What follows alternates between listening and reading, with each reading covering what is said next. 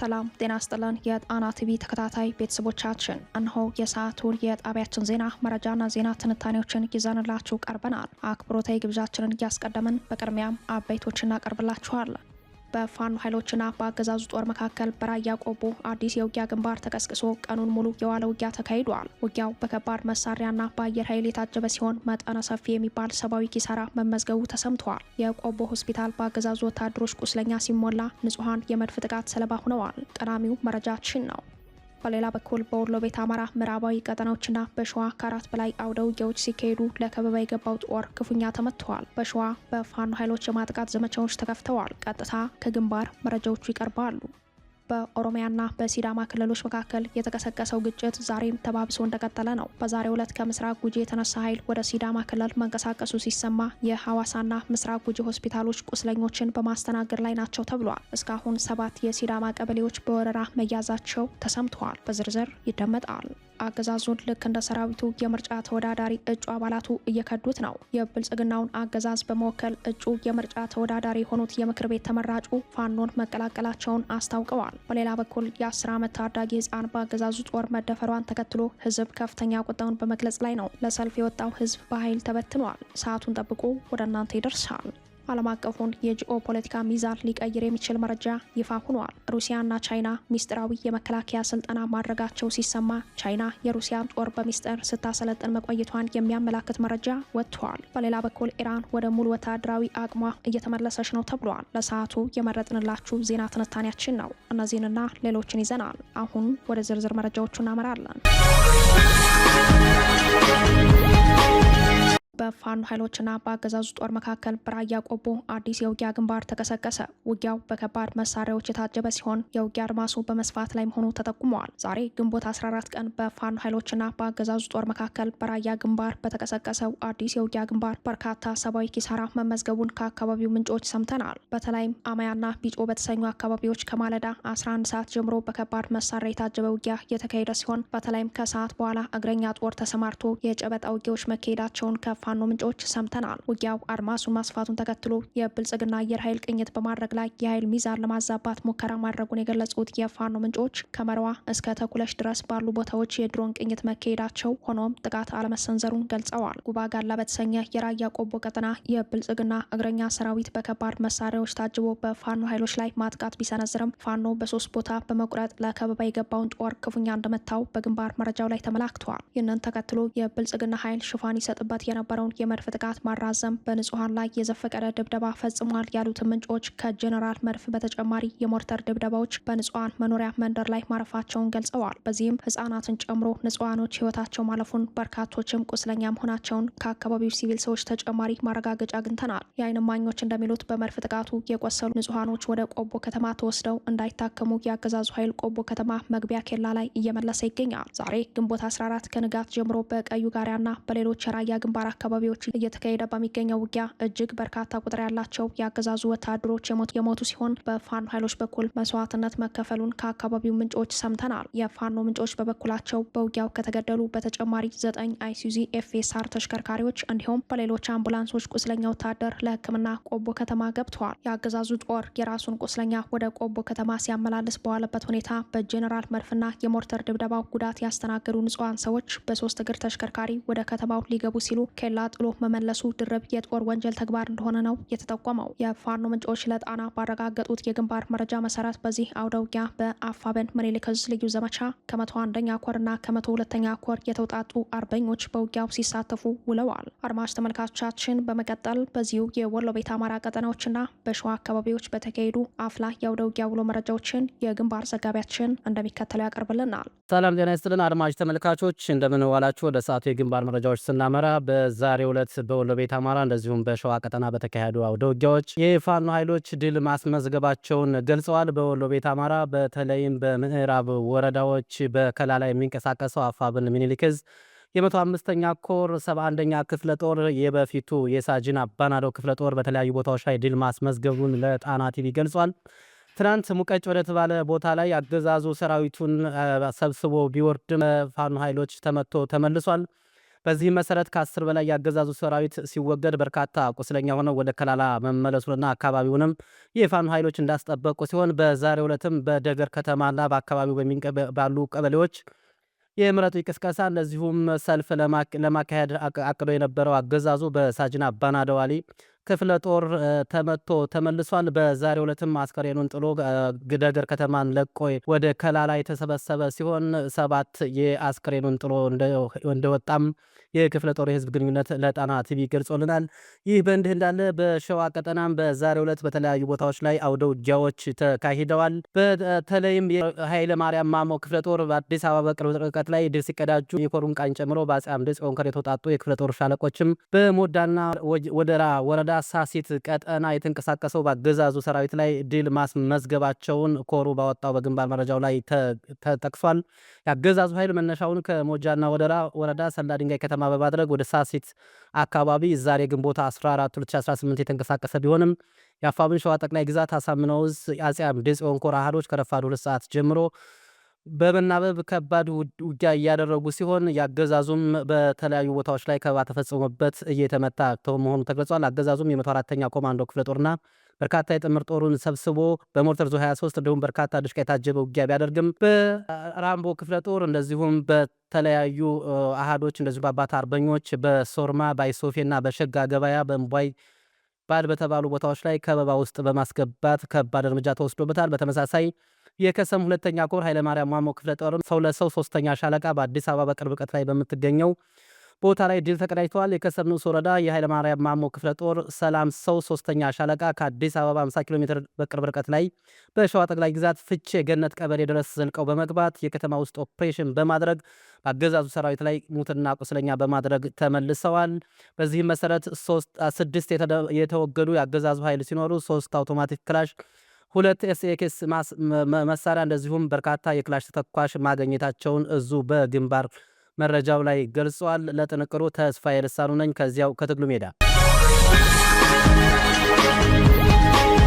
በኦሮሚያና በሲዳማ ክልሎች መካከል የተቀሰቀሰው ግጭት ተባብሶ መቀጠሉ ተሰማ። ከምስራቅ ጉጂ የተነሳ ኃይል ወደ ሲዳማ ክልል መንቀሳቀሱ ሲሰማ የሐዋሳና ምስራቅ ጉጂ ሆስፒታሎች ቁስለኞችን በማስተናገድ ላይ ናቸው ተብሏል። በኦሮሚያና ሲዳማ አዋሳኝ አካባቢዎች የተከሰተው ግጭት በመጀመሪያው ቀን ከ17 በላይ ሰዎችን ሕይወት ሲቀጥፍ ግጭቱ ከተነሳበት ባለፈው ግንቦት 11 ቀን ጀምሮ በተከታታይ ውጥረቶች እንደቀጠሉ መሆኑን ለጣቢያችን በደረሰው መረጃ ላይ ተመላክተዋል። የጸቡ መነሻ ግንቦት 9 ቀን 2018 ጉቦ ሄማ በተሰኘ አካባቢ በሚገኝ አንድ ትምህርት ቤት ውስጥ የተፈጸመ የንብረት ዘረፋ ነው ቢባልም በተከታዮቹ ቀናት በተለይም ግንቦት 11 ቀን ከሰዓት በኋላ ከቀኑ 9 ሰዓት ጀምሮ የታየው የሁለቱ ክልሎች የጸጥታ ኃይሎች የተኩስ ልውውጥ ግን በአንድ ቀን ውስጥ ከ17 ሰዎች በላይ ህይወት ቀጥፈዋል። በተለይም ግጭቱ የተካሄደው በገበያ ዕለት መሆኑ የተጎጂዎችን ቁጥር እንደጨመረው ታውቋል። በዛሬው ዕለት ግንቦት 14 ቀን ከአካባቢው በወጣው መረጃ ላይ እንደተመላከተው ከምስራቅ ጉጂ የተነሱ የኦሮሞ ልዩ ኃይልና የሚሊሻ አባላት የመከላከያና ፌዴራል ፖሊስን በመጣስ ወደ ሲዳማ ክልል በመዝለቅ ጉባ ሄማ ተብሎ የሚጠራውን አካባቢ እንደተቆጣጠሩ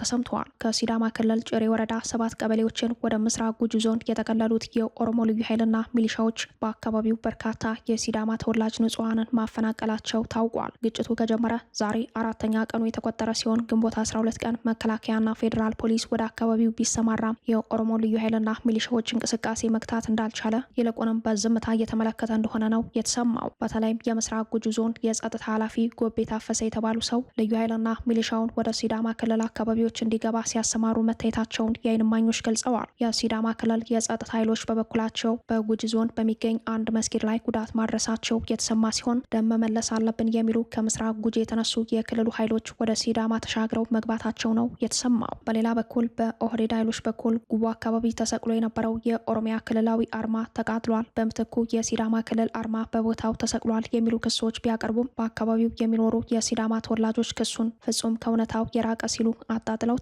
ይህንን የሐሰት ወሬ ይበልጥ ህዝብ እንዲያምነው ለማድረግም የኦህዴድ ኃይሎች ሆን ብለው በሰው ሰራሽ አስተውሎት ኤአይ ጄኔሬተር በመጠቀም የተቀነባበሩ የሐሰት ምስሎችን እያሰራጩ መሆኑ ይታወቅልን ያሉት የሲዳማ ተወላጆች ጉዳት ደረሰበት ስለተባለው መስጊድ ግን የሰጡት ምላሽ የለም። ግጭት ተነሳባቸው የተባሉ አካባቢዎች የኦሮሞና ሲዳማ ህዝብ ለዘመናት በጋራና በሰላም ሲኖሩበት የነበረ ስፍራ ቢሆንም የኦህዴድ ብልጽግና የመስፋፋት ፕሮጀክት እንዲያሉ ጥቃቶችን በማዋለድ ላይ እንዳለ ተጠቁመዋል። በሁለቱ ክልሎች የጸጥታ ኃይሎች መካከል በተካሄደ የተኩስ ልውውጦች የቆሰሉ በርካታ ሰዎች እንዳሉ የጠቆሙት ምንጮች በሲዳማ በኩል ወደ ጭሬ ወረዳ የመጀመሪያ ደረጃ ሆስፒታልና ወደ ሐዋሳ ሪፈራል ሆስፒታል ተወስደው ሕክምና እየተደረገላቸው ሲሆን በኦሮሚያ በኩል የቆሰሉት ደግሞ ወደ ምስራቅ ጉጂ ዞን ሆስፒታል መወሰዳቸውን ለጣና ገልጸዋል። ግጭቱ ከተቀሰቀሰ ዛሬ አራተኛ ቀኑ የተቆጠረ ቢሆንም ይህ ዜና እስከተጠናቀረበት ሰዓት ድረስ ግጭቱን በተመለከተ የሁለቱ ክልሎች አስተዳደር በጉዳዩ ላይ የሰጡት ማብራሪያ የለም። ዘግይቶ በወጣ መረጃ ላይ እንደተመላከተው የሲዳማ ክልል ሰላምና ጸጥታ ቢሮ ግጭት መነሳቱን አምኖ የፌዴራል የጸጥታ አካል በአካባቢው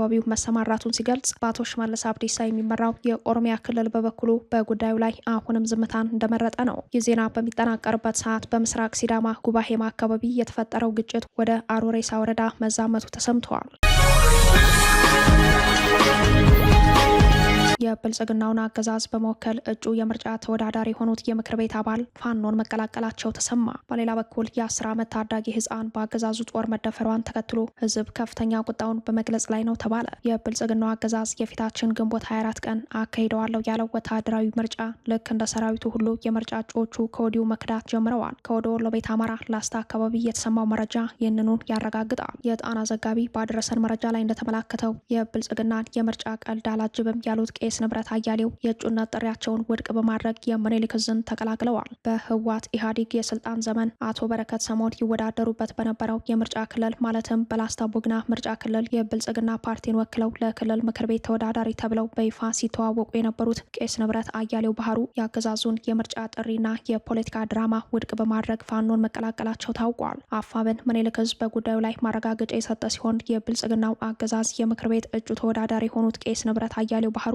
303ኛ አሳምነው ኮርን መቀላቀላቸውን አስታውቋል። ቄስ ንብረት አያሌው የብልጽግናው አገዛዝ በአማራ ህዝብ ላይ እያካሄደ ያለው ግድያ፣ መፈናቀልና ግፍን በመቃወም ራሳቸውን ከምክር ቤት እጩ ተወዳዳሪነት በማግለል ፋኖን በተቀላቀሉት ሰዓት የአገዛዙን የምርጫ ቀልድ አላጅብም፣ ታሪኬንም አላበላሽም ማለታቸውን እዙ በጉዳዩ ላይ ባወጣው መረጃ ላይ አመላክተዋል። ግለሰቡ የአገዛዙን የካቢኔና የፖለቲካ መዋቅር ሙሉ በሙሉ በመተው ዛሬ ግንቦት 14 ቀን 303ኛ አሳምነው ኮርን በይፋ የተቀላቀለ ሲሆን ይህ እርምጃ ለቀሪ የምርጫ ተወዳዳሪዎች ትልቅ ትምህርት የሚሰጥ እንደሆነ በመረጃው ላይ ተመላክተዋል። ቄስ ንብረት አያሌው ፋኖን በተቀላቀሉበት ወቅት ባስተላለፉት መልእክት አገዛዙ በአንድ በኩል በንጹሃን ላይ ከባድ መሳሪያ እየተኮሰና ህዝብን እያደቀቀ፣ በሌላ በኩል ምርጫ እናስመርጣለን ማለቱ ፍጹም የፖለቲካ ማታለያና የጭካኔው ማራዘሚያ መሆኑን ገልጸዋል። የምኒልክ ዕዝ 303ኛ አሳምነው ኮር አመራሮች በበኩላቸው ቄስ ንብረት አያሌው የህዝባቸውን የሰቆቃ ድምጽ ሰምተውና የአገዛዙን ጥቅማ ጥቅም ንቀው የወሰዱትን ታሪካዊ ውሳኔ በከፍተኛ ክብር አድንቀዋል። ይህ እርምጃ አገዛዙ የምርጫ ቅስቀሳ በሚል ሽፋን ከፍተኛ አመራሮችንና የደህንነት ሰዎችን ወደ አማራ ክልል በመላክ የጀመረውን ሴራና የፖለቲካ ድራማ ገና ሳይጀመር ያከሸፈ ትልቅ የሞራል ስብራት መሆኑ ተገልጿል። ይህ በእንዲህ እንዳለ ቢቢሲ በዓለም አቀፍ ደረጃ ከበርካታ ዝነኛ ሚዲያዎች ጋር ተወዳድሮ በማሸነፍ የተሸለመበት የአገዛዙ ወታደሮች ሴቶችን የመድፈር ጦር ወንጀል ዘገባ ዛሬም በአንዲት የ10 ዓመት ህጻን ላይ በአሳዛኝ ሁኔታ ተደግመዋል። በጎንደር በጋይንት ንፋስ መውጫ ከተማ ውስጥ የአገዛዙ ወታደሮች በ10 ዓመት ህጻን ላይ አሰቃቂ የጾታዊ ጥቃት መፈጸማቸው ተሰምተዋል። የከተማ አስተዳደሩና የጸጥታ መዋቅሩ የጥቃቱን ፈጻሚ ወታደር ስም ለመሸሸግና የጦር ወንጀሉን ለመደበቅ የሆስፒታል ሰራተኞችን ማስጠንቀቂያ ከመስጠታቸው ባሻገር ጉዳዩን አርበስብሶ ለማለፍ እየተፈጸመ ያለውን ሴራ በመቃወም ህዝቡ ቁጣውን አሳይተዋል። ህዝቡ ይህንን የጦር ወንጀል ለዓለም አቀፉ ማህበረሰብ ለማሰማት ሰልፍ ለመውጣት ቢሞክርም የአገዛዙ ጦር የህዝቡን ተቃውሞ በኃይል በትኖታል። በንፋስ መውጫ ከተማ ቀበሌ 01 አምባ ማርያም አካባቢ የ10 ዓመት ህፃን ኮንስታብል ተሾመ ካሳ በተባለ የአገዛዙ ወታደር ታፍና ወደ አንድ ባዶ ቤት ውስጥ ተወስዳ የአስገድዶ መድፈር ወንጀል የተፈጸመባት ሲሆን በአሁኑ ወቅት በንፋስ መውጫ ሆስፒታል ሕክምና እየተደረገላት ትገኛለች።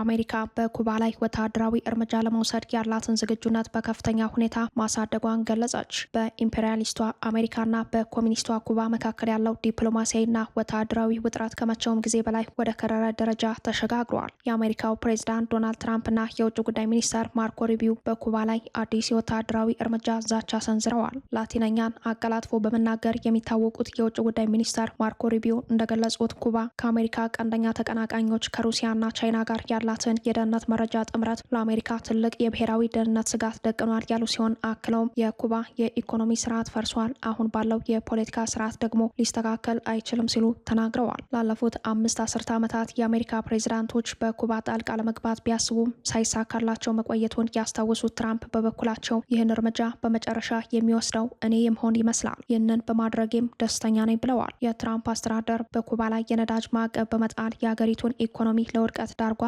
ከዚህ በተጨማሪ አሜሪካ የኩባውን የቀድሞ መሪ ራውል ካስትሮን በወንጀል በመክሰስና በካሪቢያን የባህር ላይ የጦር ኃይሏን በማከማቸት ጫናውን አፋጥናለች። የአሜሪካ ጦር በርካታ የባህር ኃይል የአውሮፕላን ተሸካሚ መርከቦችን ጨምሮ ወታደራዊ ተልዕኮ ያላቸው መርከቦችን ወደ ካሪቢያን ባህር አስገብተዋል። ይፋይ ምክንያቱ ከላቲን አሜሪካ አጋሮች ጋር የባህር ላይ ልምምድ ማድረግ ቢሆንም ሁኔታው ግን ቀጠናውን አሳስበዋል። የኩባ የውጭ ጉዳይ ሚኒስተር ብሩኖ ሮድሪግስ ማርኮ ሩቢዮን ውሸታም ሲሉ ፈርጀዋቸዋል። የአሜሪካ ውጭ ጉዳይ ሚኒስተር የወታደራዊ ጥቃት ቅስቀሳ እያደረጉ ነው፣ ይህ እርምጃ የኩባውያንንና የአሜሪካውያንን ደም በከንቱ የሚያፈስ ነው ሲሉ አስጠንቅቀዋል። ቻይና ለኩባ ያላት ጽኑ ድጋፍ የገለጸች ሲሆን አሜሪካ ውጥረቱን እንድታረግብና በኃይል የመዛት ስልቷን እንድታቆም አሳስባለች።